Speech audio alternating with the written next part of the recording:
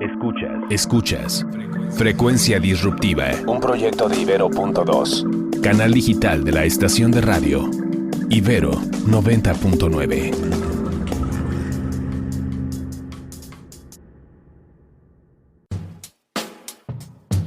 Hoy vamos a hablar sobre las transformaciones que ha sufrido la industria disquera, cuáles han sido las estrategias de mercado que cambiaron la manera de comercializar la música, así como sobre las plataformas que tuvieron efecto en cómo estamos escuchando hoy en día la música. Y en entrevista tenemos a Wartime Bloom. Mi nombre es Osiel Nájera, la voz que estará al frente de este podcast llamado Frecuencia Disruptiva.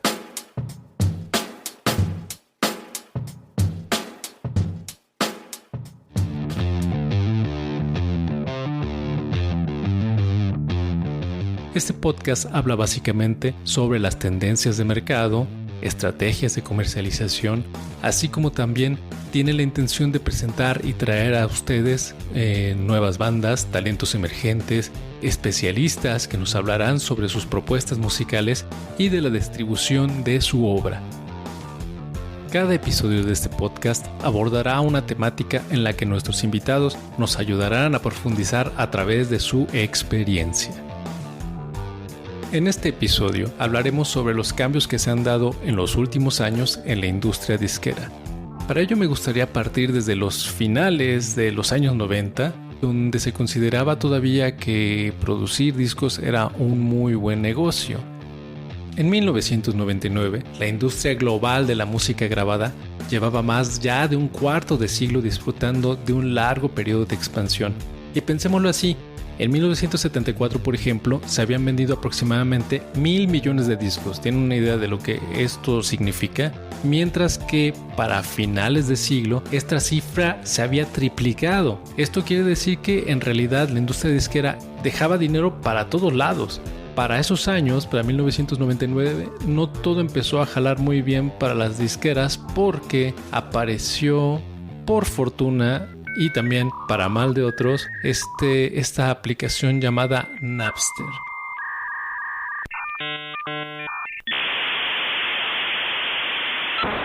Esta aplicación creada por Shawn Fanning y Sean Parker, entonces estudiantes de la Universidad de Northeastern de Boston, en Estados Unidos, crearon una aplicación en la que tú podías entrar y comenzar a compartir con las personas pues la música que tú tenías en formato MP3. Dentro de nuestro disco duro solíamos guardar pues una colección enorme de música que se bajaba a través de nuestros lentos módems, pero que sí, aun con todo ello, tendíamos a estar todo el tiempo tratando de bajar discos, tratando de coleccionar esta música porque la estábamos compartiendo. De los grandes bancos de información mundial que por allá del 13 de abril del 2000 fue demandado por la banda Metallica, si bien lo recuerdan, se empezaron a colar algunos de sus temas que ellos tenían de avanzada, de temas que todavía no sacaban en sus discos. Entonces esto les enojó muchísimo a ellos y empezaron a establecer demandas contra Napster. A ellos se sumó, por ejemplo, Dr. Dre o también otros artistas como Madonna que se enfadaron porque también llegó a aparecer pues sus discos allí por adelantado, su música por adelantado. Esto hizo que de alguna manera también la comprensión de la música a través de la red cambiara. Napster perdió la demanda donde se estaban jugando los derechos de autor, pero esto hizo que se replanteara el juego. Las industrias disqueras comenzaron a perder la producción porque se encontraron ante el embate no nada más de este tipo de intercambios, sino también de nuevos talentos, de nuevas bandas, de nuevos artistas que tenían la posibilidad de ofrecer su música a través de otras plataformas. Y entonces esto fue muy interesante porque hizo que talentos emergentes no se quedaran abandonados ante un mainstream que cada vez era más fuerte y que cada vez tendía a bombardearnos más. Sin embargo, espacios como MySpace hicieron que surgieran nuevas bandas, que cada vez la gente empezara a ponerles un poco más de atención y esto pues socializó un poco la música. Cuando desaparece Napster, nosotros pasamos por diferentes tipos de software como Kazaa, como Donkey, el Ares Galaxy, el Audio Galaxy, Morpheus, Gnutella, el EMU, LimeWire, siguiendo esta dinámica de compartir archivos, que por un lado era muy divertida, pero por otro, pues sí, obviamente incurría en ciertas infracciones ante los derechos de autor, con los derechos de autor. Algunos artistas encontraron en esta vía formas interesantes de poder comercializar su música. Tomemos el claro ejemplo de Radiohead, que un disco tan interesante como el Key Day se logró colar en estas plataformas y mucha gente lo escuchó desde antes. Y fue algo curioso porque el Key Day llegó al número en el Billboard 200 en su semana de debut gracias a que muchísima gente ya lo había escuchado. Y lo más curioso de esto es que era un disco que era completamente experimental y que difícilmente se podía difundir en radio. Entonces este tipo de espacios hicieron que se abriera nuevos canales de distribución, nuevas formas para escuchar la música, nuevas formas de estar en contacto con los artistas. A tal grado llegó esto que para los siguientes años, Radiohead, cuando acabó el contrato con su disquera EMI, pensó en la posibilidad de sacar su disco en línea. Entonces, el primer lanzamiento que hicieron del disco In Rainbows, que ya muchos aquí conocemos, fue en línea durante el año 2008. Eso fue un hit tremendo porque no nada más hizo que las bandas contemplaran o que los artistas contemplaran Internet como una posibilidad diferente para comercializar su música, sino que también se empezaron a contemplar los formatos digitales de manera más seria. Y a la vez las disqueras comenzaron a tener también problemas con sus artistas por los contratos tan invasivos que tenían sobre ellas, sobre los derechos de sus canciones, sobre lo que podían hacer o dejar de hacer muchas veces como artistas. A esto se sumaron otras bandas, otros grupos de manera muy específica. Por ejemplo, pensemos como Foo Fighters, que también empezó a liberar sus discos a través de su página de internet, o Nine Inch Nails, que podías acceder a su material de manera gratuita. Sin embargo, esto pasaba en un nivel muy mainstream. Pensemos ahora en sitios como MySpace, pensemos en páginas como SoundCloud que comenzaron a mostrar nuevos talentos.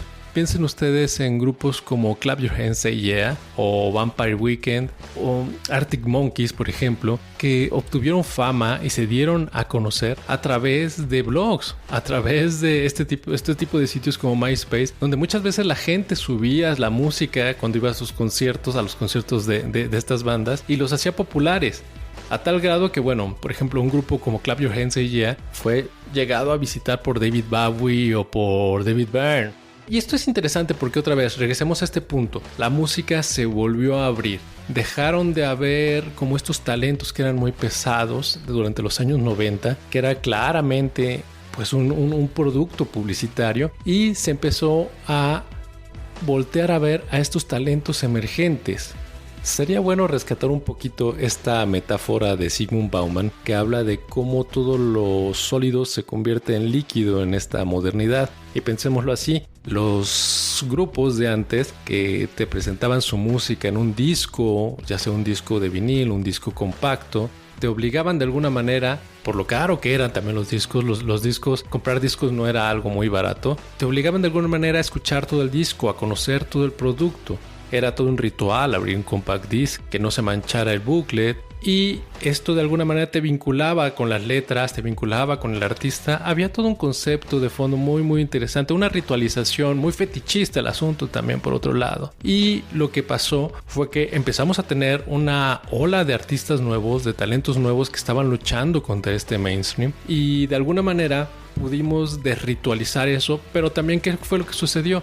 Ahora empezamos a escuchar música a través de diferentes plataformas y ya no nos vamos a un disco completo. Resulta muy difícil encontrar gente que ahora escuche discos completos, pero sí reconocemos piezas en particular de cada banda, de cada artista. Y esto sucede en las diferentes plataformas, ¿no? Tanto en Spotify como en SoundCloud, como en Apple Music, Amazon, YouTube, que es una forma distinta de acercarnos a la música.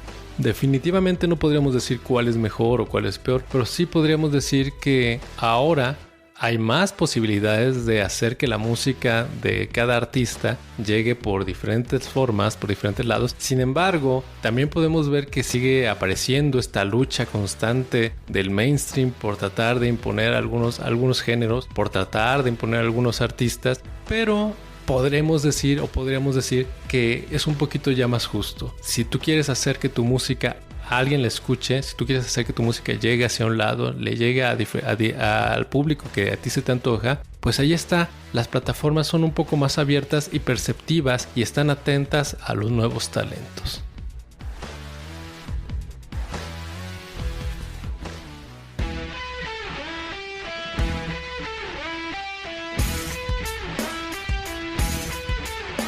Y bueno, lo prometido es deuda. Hoy está con nosotros para inaugurar este primer episodio de Frecuencia Disruptiva, Wartime Bloom. Wartime Bloom es una banda que retoma el rock clásico, las influencias progresivas y eluden los sonidos indie y el pop. Un dúo integrado por Jordi Sindel y Santi Telechea, que apuesta por el rock progresivo, duro y cinemático. Consideramos relevante invitarlos en este primer episodio, dado que ellos ofrecerán un autoconcierto en esta búsqueda de estrategias musicales, en esta nueva búsqueda bajo este clima de pandemia. Wartime Bloom acaba de lanzar su primer EP, Woman, y preparan su primer álbum. Están convencidos de que pueden ofrecerle al público algo que tal vez no sabía que necesitaba. Chicos, ¿podrían hablarnos un poco más sobre su proyecto? Nosotros somos Wartime Bloom. Empezamos allá en el año del 2015 aquí en la Ciudad de México. El Jordi y yo nos conocimos en la universidad y después de un jam que duró unas varias horas, nos dimos cuenta de la química que había, nos dimos cuenta de la esencia que estábamos transmitiendo a través de la música y sabíamos que teníamos que hacer algo, sabíamos que teníamos que formar un grupo o hacer algo con esa pasión que le estábamos metiendo a la música y es entonces cuando nace este proyecto en conjunto y hemos estado trabajando ya en muchas cosas, un disco, lanzamos nuestro EP titulado Woman hace un año en el 2019 y ahorita estamos realmente orgullosos de comentarle a toda la banda que vamos a estar abriéndole a El Tri en el segundo autoconcierto en la historia de México. Súper. Es el segundo, el primero es de Moderato. ¿De quién es el primer autoconcierto? Así es, el primero fue de Moderato y de hecho Santi estuvo ahí para vivirlo todo. Sí, estuvo impresionante, la verdad. Es toda una nueva producción que se está armando para estos tiempos tan inciertos y pues la verdad es que todos estábamos encantados con esta nueva modalidad por olvidarnos de la pandemia unos minutos y regresar a los conciertos, ¿no? Y estamos muy orgullosos, nosotros, Jordi y yo, de no solo regresar a los conciertos como público, sino como artistas y estar en el escenario una vez más después de todo este tiempo. ¿Y podemos saber de dónde viene el nombre Wartime Bloom? El nombre de Wartime Bloom, de hecho, surge de, no totalmente inspirado pero sí fue inspirado por parte en el poema épico de Allen Ginsberg titulado Howl, que a mí me gusta mucho, y ahí le cambiamos unas cosas para que fuera un nombre pues original y que representara la elegancia, la profundidad, tanto como la belleza que existe en el desorden que pues podemos encontrar en el nombre, tanto como en la música. Pensando un poquito en un proyecto musical como una empresa, como una marca, como un producto también, ¿ustedes tienen pensado algún público objetivo al cual dirigirse o es un público muy general o es muy abierto? Pues mira, la verdad es de que los proyectos que a mí más me han impactado son proyectos que se han llegado a conocer y destacar por tener una música que es simplemente buena música. Estoy hablando pues de The Beatles, a Radiohead, a Tool, quizá, hasta a Zoé también, para hablar también de artistas mexicanos. Y yo creo que más bien, si la música es buena, la verdad es de que puede llegar a cualquier persona. Yo siento que puede resonar con cualquier audiencia, la verdad. Pero podemos empezar con aquellos que aman el buen rock and roll, aquellos que aman escuchar discos enteros y que les encanta perderse en el rock. muchas veces ya estamos acostumbrados a entrar a la plataforma, bajar la canción que nos gusta del artista y dejamos el disco allí sin escuchar. Es más, ni siquiera un EP lo llegamos a escuchar completo, ¿no? Entonces, esta perspectiva es interesante. Oigan, ¿y qué medios, qué caminos están haciendo ustedes? ¿Qué estrategias están siguiendo para hacerle llegar su proyecto, su música a las demás personas, a la gente, para darlo a conocer? Pues justo por esta situación no creo que hay mejor ejemplo que el autoconcierto que vamos a tener este 14 para abrirle al Tri. Creo que nosotros, tanto como otros músicos por todo el mundo, estamos frustrados de no poder hacer lo que nosotros amamos, y de lo que nosotros a veces vivimos, ¿no? O sea, no estamos en esta tierra para hacer nada más que tocar y transmitir el poder de la música. Y pues a mí me da mucho gusto que se están tomando iniciativas como esta de los autoconciertos para traer la música en vivo de vuelta a la gente. Yo creo que esa es la estrategia más impactante y más importante que se ha hecho hasta ahorita, porque pues cualquiera puede hacer conciertos en línea, pero no es lo mismo. Oigan, y por ejemplo, ¿han pensado o qué uso le han dado a las redes sociales o a sus plataformas, a las plataformas donde podemos encontrarlos en estos días para poder también hacer que de alguna forma su proyecto le llegue a la gente? Yo nunca he sido muy de las redes sociales y ponerlo muy pesado, porque tendré mis razones, pero entiendo que los músicos hoy en día se tienen que adaptar, ¿no? Entonces, lo que hicimos fue crear un guión y filmar un promocional para este concierto, tanto como grabar otros promocionales, que entonces podamos difundir y promocionar en redes para que la gente se enterara que Wartime Bloom va a estar en autoconcierto en el Foro Pegaso abriéndole al Tri, y nos enganchamos de una frase que es "You can still rock", ¿no? Entonces pues el contexto es el contexto el que estamos viviendo, y queremos darle a conocer a la gente que todavía pueden rockear, ¿no? De igual manera, hace un par de semanas lanzamos nuestro video musical de Billion, que está disponible en todas las plataformas de redes sociales. También está en YouTube para que la gente se anime, le vaya a dar unos ojitos por ahí y nos deje su like y sus comentarios para ver qué parecen. ¿Me podrían dar, por favor, decir en qué plataformas podemos escuchar su música en primer lugar? Y en segundo lugar, ¿dónde los encontramos en redes sociales? Pueden encontrar nuestra música en todos lados, sea Spotify, Apple Music o YouTube, Deezer también, Beats Music, aunque debido a unos comentarios del CEO de Spotify últimamente, les recomiendo escucharla o en Tidal o en YouTube, porque también ahí conservan la mejor calidad del audio, que en Spotify la verdad se pierde. También nos pueden encontrar en redes, principalmente en nuestro Facebook e Instagram, en Wartime Bloom Official, con doble F. Chicos, pues algo más que deseen agregar. You can still rock.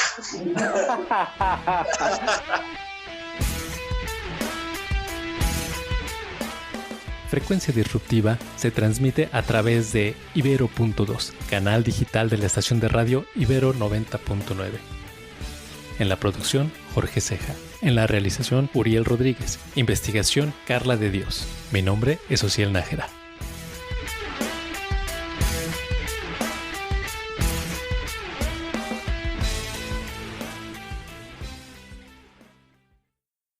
Además de Frecuencia Disruptiva, escucha De Amor y otras ficciones, el podcast de género de Ibero.2.